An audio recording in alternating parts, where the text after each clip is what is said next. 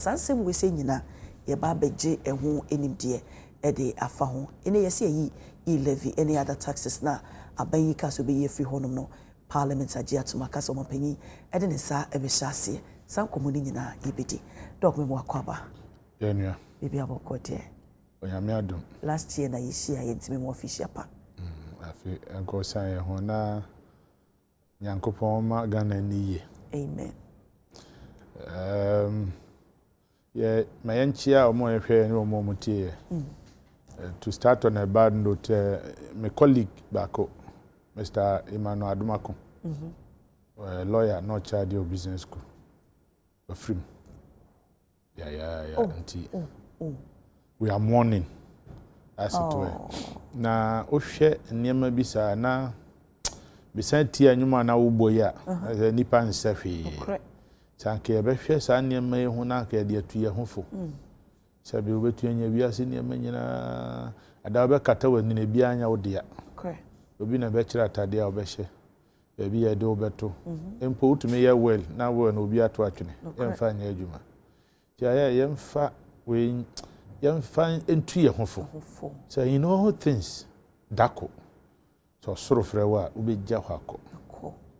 Na fe se nsu ato sebe nya Ghana pe na nsu to na nsu to mi to na ohwe se gata mu asi sebio nya Nyankopon na to nwura na mi to nsu gata mu asi na nsu no ntumi nko na ebu afaka kwan so na ka bia nya accident na ebi aka nsu na niema PCC enua abubu agu electric wires na ade enti enu mre ha ye hwese anka cables akese ne kura anka betumi di bi afafom yetumi mfa bi mfa fom yenwene ho sanse enua so yetumi nka se nkane ahomanti yenua enua ne yenim so mfa so a yenya enti enua no ho hia ne mu se almost 45 minutes na legom nya ba bi mfa mpie free campus wo enua bu asisi akwan no more than half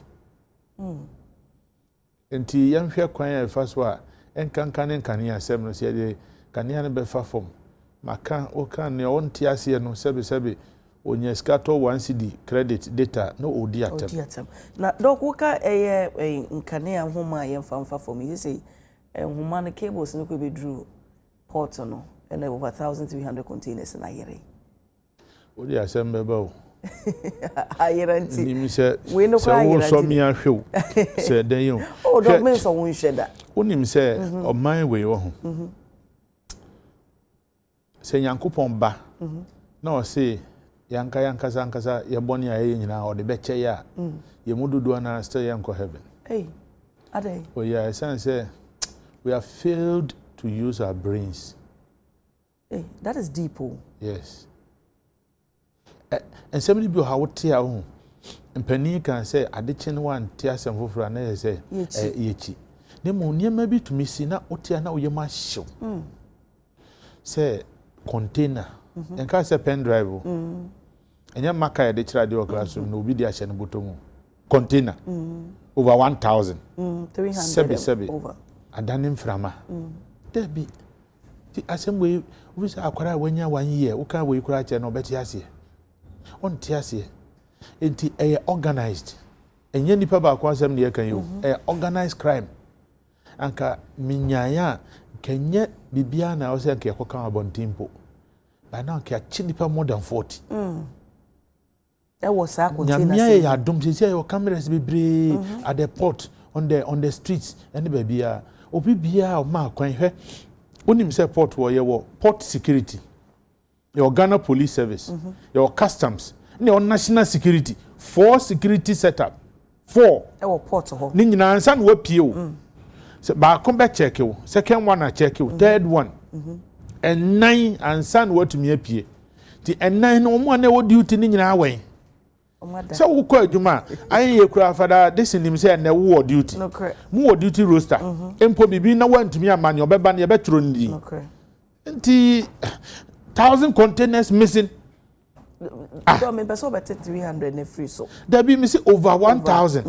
Na if you say 4 containers where ya deketwa. 4 cry ya deketwa. Na ayira.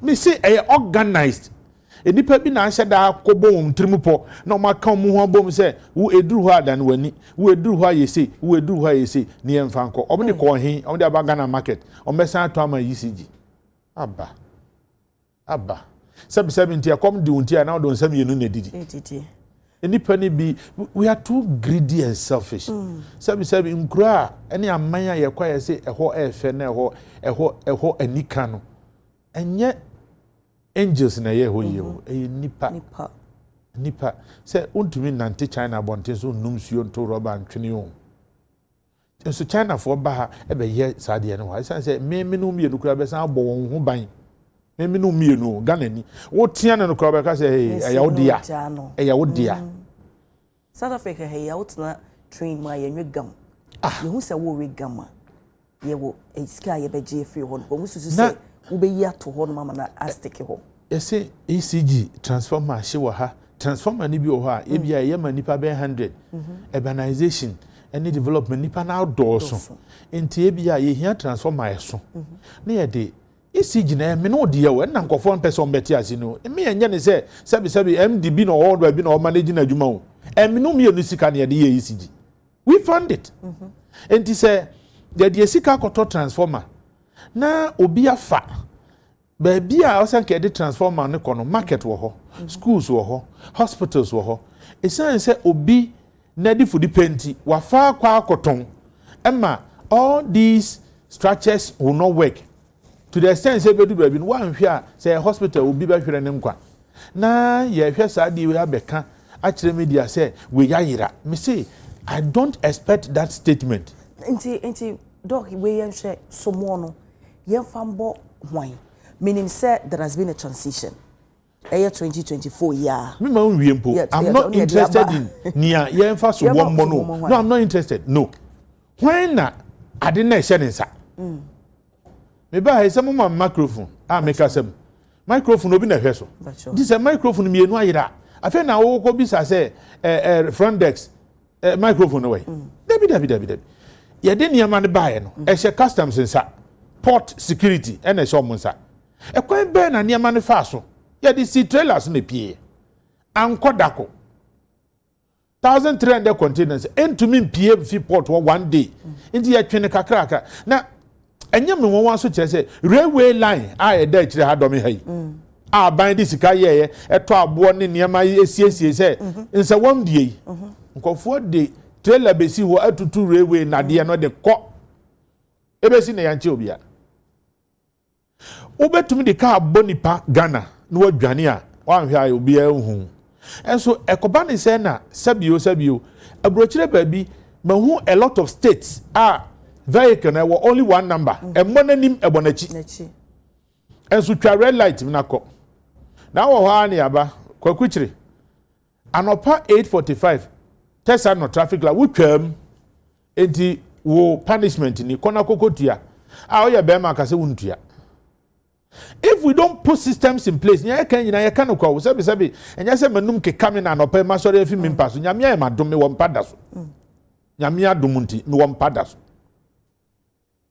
anye ye kura fan bom dem a condition bom dem kan betumi ada agima home and so man who don't think ya sorry abetra. Okay, now my yen free 2024 ya ba be see eye afifo from aban adane. My the general overview after see a so mampanyini ana chief of staff the krata p by say ye fa binum adwuma mu a e wa ba adwuma mu a after 7 December no na ye di wo appointment letter e ma wo tisa ankofo ni nyina ye nyi wo mo edi baba that time na wo mo ba be mo no me kai pass wo campaign no wo be create jobs any other sa ade na ekoso no ne papa me enre ya so no kata pi abontene honorable Sam George o say na so and it's over 600 enkofo no susu say o ma fa kwa na celebrate that's that enra ne ba na ye yini pa be 100 enso so edi o take over from governance perspective yemfa court somebody must challenge this in court. Let the Supreme Court make a declaration. Say, very sensitive. Nchire mu ni say obi be take over ya to aba nim say usori anopa ya obi na ba betra akonwa so no why program ti sabi so say akonwa na nipa na ba onya ba bi ntina okay enti ni ono oba no wo ofa nipa wa adwuma ma ono na be ba betu omoka you are pushing a financial responsibility on them enti ni papa me du ba bi a anke betumi atoato adwene okay ha obi a resign ye jaya ho benwunu ti o se se ade obi hye ho sa enkita hodie no nka o se course enti ne yet transitional team quite unfortunately transitional team no period no dey adwuma is too short America to abejae November yet to about December and so ye handing over no monye o de a long period aye beto to niam nyina ba ye de no ye to wie ya na ye ko hand over December to January uti anye ye na ko run over ebiesi wa amam ye to about 3 times e ko time wie na aka be na what you say e be 10 days na ye ko hand over emwa as a people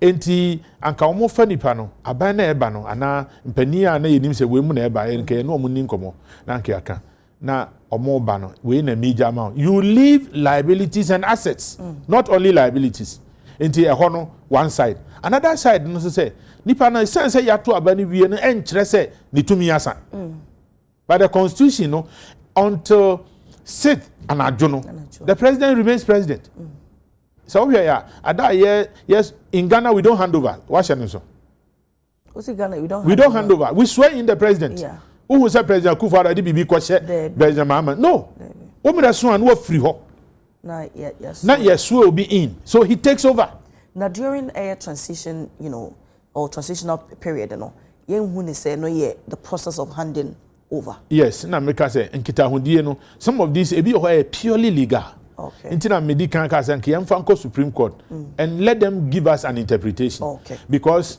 ogusu wo ho no oye president ogusu oye minister obetumi afa ni ense misa say susu ampa obi wo ho a na a process some of the institutions ni emfa 1 month ya appointment o ebi obe 4 5 months ya start process ni na University of Ghana answer na be fa lecturer obe call department na akoye present in fact what do application ni ko near the ama omo faculty no my review it will take some time inti fa ni say be di 1 month now we are na department na ka say bra na be teaching demonstration we are na actual report na call management if you management school management board if you are school management committee if you are na san college these things will take no less than 4 months I see inti emphasis ya sha see baby na December 15th ya to abawi ya no kre by 15th no na fa nkofo adwuma would you say ya to abawi enti process na ya sha see de da no mema ye nwia na ye ntungu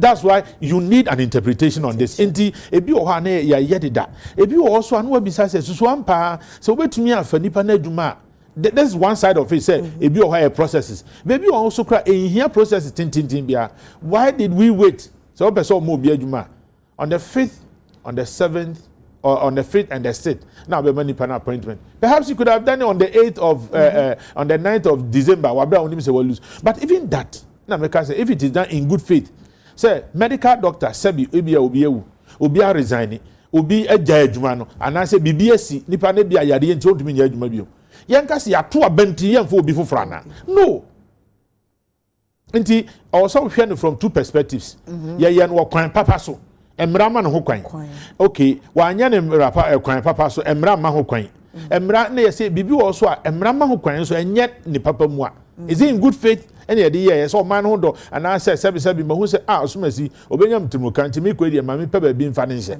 you could have helped the person 8 solid years okay so me kai pass honorable Samjo Tama ode ensem ye ba betu ja no me key statement be say imagine say wo na wo ye minister na ye creating mess we wo ministry a ono na wo expect say o mama inherit some mess na employing people can we say no creating of mess it can't be a mess so I don't repeat myself me say you take over or you are handed over assets and liabilities inti sika ebi aban no free one de man obeka se ompe ana so auto company so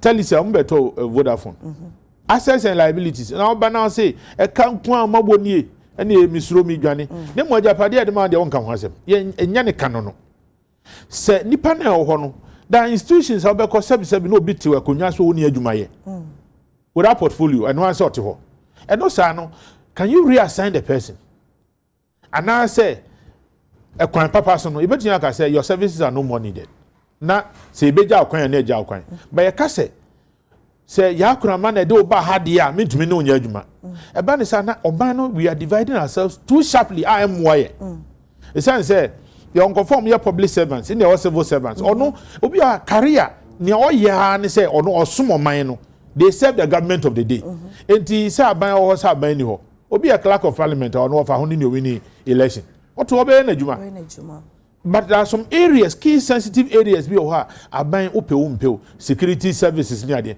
omote wo no omni say omra so mbeko so those ones you can't fault them ye beba ho awoka se no omunim se omumre they knew aso omunim se omumre aso nti e den na binum so e de petition e ko se memma e yo mampanyini enyi da bi etada na wo mun free ho etada bi a minsura metumi aka say aya na ye pray ho sometimes we know the truth but we don't want to speak right oh yes it's one more petition ko munim no kre no oh munim about is it the first time president Kufuor be president January no sesan security has in January president Kufuor January right president Mahama wa ye bipen now this is the first time I know in fact this is second time what train match let me quote so boa me boa Mr. Martin Pegbu is on record to have said the president felt harassed as he said say okoba bia dan pare yes o menyi no okodwonsa o hie obi a dan pare menyi no okodidia so dentina na all pushing kofo say yen ni president kasa say ma onyi no because he knew say nimraso what security you were in charge we on national security meeting oji briefing on the president here adwuma na president fofo aba security is about loyalty loyalty it is sabi menyiwu ni ameda ni wa adwuma security a very very sensitive so is there possibility to say abai omampanyini enje former IGP ndi it is difficult learning to become left-handed at old age ehedi say obi na de ne tena ho wow obi na de ne tena ho na wa ba na say o ne asie nyina president ji briefing daily o etera bi ko mo emergencies ne ma president be hu no ne obete no wo ebi o how ti o yembe huntumi nda enti wo wa ye ne ma we nyina hwe adetina CDS yeyi no na nkofo wira ho nkofo boni din pa papa nyame nhira wo wasefo nyina nkofo nhira no oye nipa de he can't be perfect but the majority of the people are no am kan say papa we de nadwuma eso ye ni min ka say IGP nadwuma nso ani nemum adetina e boni din na nkofo yeyi ni free na nkofo bose do you become a tyrant say he can come and challenge me say obi edi me modi etada bia na you don't have their permission commissioner bi kwa yie wo Eastern region Saturday awia ne driver ena ne papa wu to want me nya driver no kwan so nko no ne driver na ekọ no free other police for me ni say munko jame omukọ yie ni Saturday enye general transfers na ye yie o na ye de akoka obi o edu Monday anopa na nipa mienu na edi ba ko na anim no edi na chi kwa yie no Monday anopa na transfer how are we dreaming now more time a drew say nipa na omudi na ni na chi koye no oh dabi nipa na omudi na chi koye no IGP ni ntamu nka na ekoso check the promotions ekoso hwe former IGP I'm sorry to say this former IGP and onam say the driver no one of the road offenses and our committee here wafum memeti ma fuma ma ama patch wa pa ejina sesia eya na makoto bluetooth because me biggest offense say my kasa phone so eti makoto me bluetooth na me de nam na mwachi no ono so wa resist obi na drive no omo call ya akodu police station ho na odja dan ho di say me former IGP omo say group na papa na ye driving no former IGP ne driver fancy ya che driver na ya che car na o dan ho say me former IGP na almost say nkofo na eche no IGP nkwa na appoint one no pay the betia more instruction until they hear from him they release this man 3 hours not the police station ho I don't want free IGP omunya na untumi nko IGP nkwa he was they were reporting to only the IGP oh yes sisi abe former IGP papa no bufu him edu ba bi o say the besi BNC no tu ne ka no koye sisi abe former IGP ti china no pa ye chew ka ana ye chew how will you feel ye nipa emre ye ninka so here maka wo mafidie so not once not twice position is not possession it's just a position it's na to me high obi dan no aka say oh aya bramifie efie ne nya wo dia enti mre no so na wo free ho a wo to me nka say mefie bio enti wo tama obi wo ha police they don't joke with their security service in general they don't joke with their ranks and promotions enti obi wo ho ye junior wani beba ho so no na wa be ye senior kwan be no fa so wonye anything extraordinary it's not favor and as a favoritism be within the police ama nkofo nhwi no na doso nkofo edi ya ne ade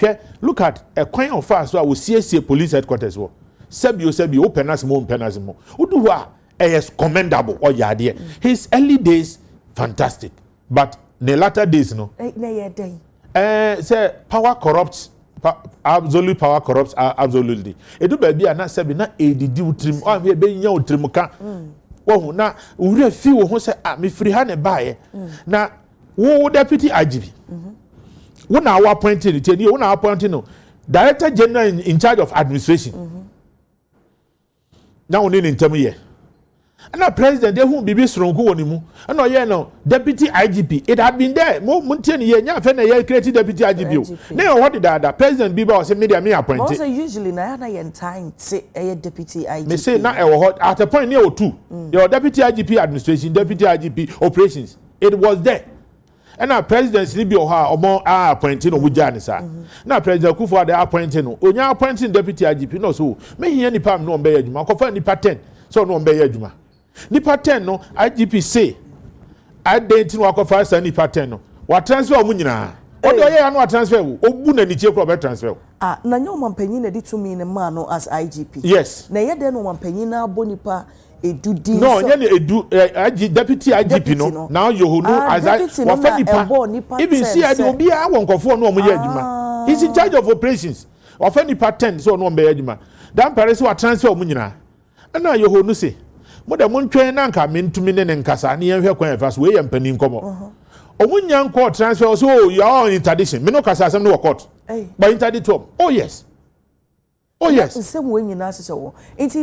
he even made him inactive because all more adwuma nye check how many times from free for my meeting kwa na mo free bi na wo ye den ye IGP na no deputy ntem sebi mo pre den na mo pre anko na ye in terms of policing no you can't operations policing is about operations your whole is far ahead of Dampare nya Dampare time na yeku MP no wo East Legon no one na Greater Accra regional commander ekosise enti I don't want to compare but etodo bia yen hwe se ye ma otumi afa ye adwuma oni ho a ye transfer osofu bi na nkofo so meboa ye transfer asofu bi so na nkofo ebose how will you be remembered mamenje wadwen chemfa ehun do you believe in this current IGP more than the past IGP ana from what I know I could say yes at the beginning only say one former commissioner binya asem ne retire no check you say Techreman Pro I was one of the few and I'm defending Dr. Dampare but me niema bia me hu na kire no I'm saying I was wrong you have to admit when you are wrong from the outside he is very fantastic obia na baby obekobia na cameras ni so okwachi kelewele na cameras ni so okoyewe police no nya kelewele chi o hwe this is one of the few countries religious tolerance ema yetumi me a Christian na wo dem nkamofo ni wi omo sala no omo nam no me baby bebre a me gina mo fi wi this is how we live I grew up in Medina so we live cordially I chief imam to me call Roma sorry them this is how we live religious tolerance check no more in fact na say no more omo Baby a na nkramofo e bom paye e wo police headquarters ho. Dan pare mo mutum. Hey. Me say you can quote me anywhere. TV so na me I'm not lying. Baby a Muslims ne bom. Mo giant pie ball ho. Me na make catch me nim. I don't know. Tell me say na 2 minutes didi ni trim dodo. You don't know. And your money do say so one man constitution oh yes untimi and deprive you business me a Christian and some but me kwa ya de be ma Muslim obenwi edi ba bia wan na wo de ntoto ebeba yentem. This is not how we live. Edrisa I think Muhammad onye kramoni onye madamfo metimi akora aka se minua Suraj oye kramoni oye minua but nye mani bi wo ho a se wo abonten a wo eti se sabi nantwie agya nan soro na wo nso na emu facha tada bia na edu baabi no na nkoyie even the police for me say wo hu bi da ye nim fipi but say assistant security head na the entire headquarters obi jubilate. There must be something wrong. And look about am I bisa you know security analyst for ni be saying ne kwan so e ba say intimi mfa oye ne basa ye ma because me honestly spontaneous say obi hye so na preoccupy na yesi oni hobio na doc yes ko cancel awusuro ye kan so obi hye so na ye nhye so papa na say nhye so bon nhye so na bi ye ebi nye na me ka say I will not be the person maybe condemn me say bibi oye bi anye no ke omonta de hyem ni ade he brought some uniformity in their uniforms oya ade o he is human but me say niema bi wo so oye ya ankoyi na ye shada sabre na no wo ye sa niema no se na ye the former president Nana Dankwa Akufo-Addo na beso at that time no na president anu ntimi bim wo ene ye na no wo ya na enkoyi na president no ankasa no ti obi de no ti obi president Akufo-Addo wote ba bi se na oti obi afuto no oti obi afuto me bia wote me de me mante okay ntina me bi sa na ede na nipa makomako 80 members of parliament abeka kire o say finance minister adwuma na oye no emua yi e be ma ye di ntwo o say o munja na monye na adwuma tam odi ni sika bua party na moye. Can you say nipa 8 ni nyina sabi no mu nyina sabio omu nyina omadwe nya adwuma omu nyina no mo tan finance minister it cannot be Were Ghanaians disappointed in Nanado na memu enunti na reflecting in 2024 elections? So asem no can we Dog me bisa. He made this young affable intelligent man suffer for nothing. He made Dr. Bawumia suffer for nothing. Bawumia lost because of President Akufo-Addo. Now who nim who media person who can nti who nim say ye di nkomo na me say it is known. Bawumia was campaigning like obi anade ayira. Tell me how many constituencies are Bawumia wa anko. He was everywhere. In fact, he campaigned more than President Mahama. And so edu baby no omo dani omania na omania koto President Akufo-Addo anim. So what is ngofo kasa? So what? What is ngofo kasa? Enti president wo se wo di levy ba. Yes o ade na fe ne ye hye ase. Enti wo di ye hye ase 1% na yenye na kakra ye mani nko nanim. Oh president finance minister said that 1.75. The calculation crowd was a problem. You ever can't then was won't ye. Kikri I feel more the about 1.5. I feel as well 1%. President Akufo-Addo mreso pe and on my money yes betua to us me mamuntua roto not even America and we used to car quite free not even America o petroli e do bag esi so out yaka o e free o na do konyi ni se omo eye hwehwemu yie no omo hu se e11 no ebeboa koku ananse ninte ya ahe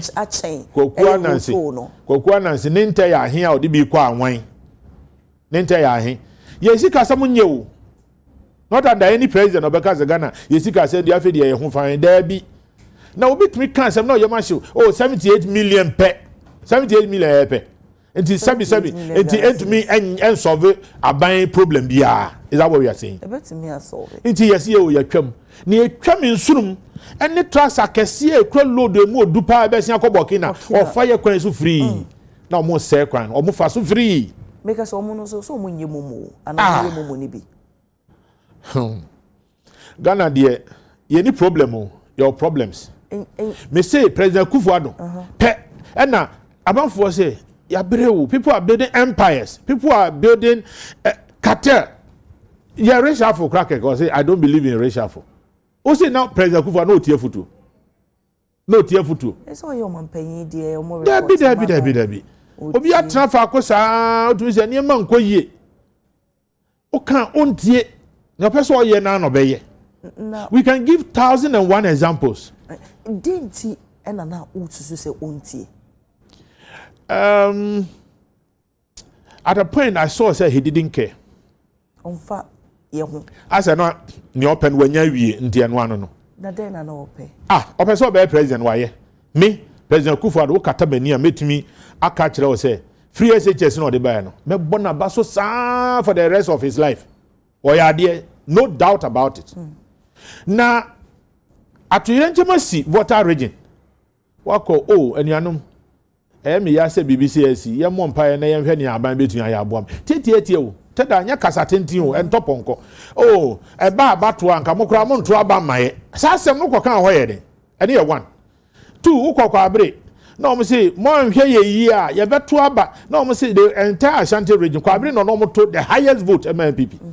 Man here, you better have an amend of better amendis. I'm going to me family obey. This was the president's statement. Mubeto abandonment is Montoma, where me and family obey. We will be a person and count cancer asem. It's a now about second term and count cancer asem. That's number 2. Number 3. Oko central region. Oh yeah, near my Anna and him for bow and chain. No, Mocasa president. Go more hano dear. I say, oh, said down here you. Was obi be gina ho as MP and amount to man na me share that me yi mani. Oh yes, it's a public knowledge. President say man to man na me yi mani. Sabi no kra nyina na ye ka. One can say na ye. No. Ni na chi na onim say you are going for election. Wo akofo wo vice nka say wo boa no. Enyama muodin, nyama boarding. O man penyin be kasa, oni obi o guide na man kasa. Say ehun say asem no wa man ansa na wi a na wasan bisa me. Say our advisors, it is one person no tie fudu a o hyase e voter region. There was a backlash. Enti na won hwe say ebi on beto aso. And then President Mahama is taking advantage of it. On say odu baby, ahemfo bi e so so montrance. He's a communication person. He's taking advantage. Edu baby sorry. Sorry, me, China. Sorry, not China. Hey, there you. President Kufuor, look at his height. Now, Odu of 2 for any man, now, or Kohan and Tuma, or you took for Mazan, what you took for. Ya him for the end to 2 of Muforms how. Eti, what will count her. Now, what you say, so what you to anchor first one, and count, second one, campus, over can you toss on Prince? There be. Dog minim say ye brena aswanesa wo sai wo baby biwa se wo kona mamemfa boba bako ni nku enoma ba miensa now ye share within MPP no kamia ye say nipa bebre na na kasa na recent one kra honorable former MP Kwabenya honorable Adjasafo wo kasa wutimi say oye so bitter. Yes. Wo kasafa ketase share any proye hu de oye fa school fee de hu wi echo bampanyini kwa sa twe no free mu na wamana amba bontene wi ye no free honoma Justin Kodua wono na general secretary Emmanuel Patriotic Party wo say sa wo mo advisory we say board e wo honomo before no combination share ya wo ye moma yenyi ye candidate ntemo moma yenye sei wa mpeinfo ano mo ka mo mu gitu afa wi echi o ma san ba se debi mu yemfa nko ebre na mpeinfo na dia no mu bi pa o mie na no mo fa so bo ma mebo no ensem a wo beka no na no Richard Ehiaba ono so aba beka se aban ese wo de onani asi MPP for eso na wo checheche wo mo sa ensem we se nyina no ye bebo ho to fa say accountability say ye say aban enye nipa ba ko na chechire nti wo collective responsibility collective ni wo individual accountability that's governance collectively no ye nyina na yanya ade se wo na aye campaign dudu wo no wanye bi kro wo collective responsibility ye nyina na ya mo ye ho bone na aba no yantumi anwini na mmom individual accountability say ye de oman ne ajapade ahye wonsa na wan hwe so ye ne ye se bra na be yi wa no a you have to answer and no there it does not have to be a party matter an individual matter. Attorney General ni juma wo di se CA no na kwan so he must just follow due process. Okay. You say democracy. Onimradodo. He was teaching law. His deputy was teaching law. My own friend, Justice. Enti onfa mrakwan so. So, yesano. You say awo ba udware fi onase awo na de wonti. Yin na e ka che say o de udware fi onase a e di efin beba wanim. Enti na udware fi eti so kofom no. Yen dware mra no yen dware fi eti so mfa kofom. Let's follow due process. Nye ekwan papa so obi bia o man sika akodi no. Did you not hear stika? Dr.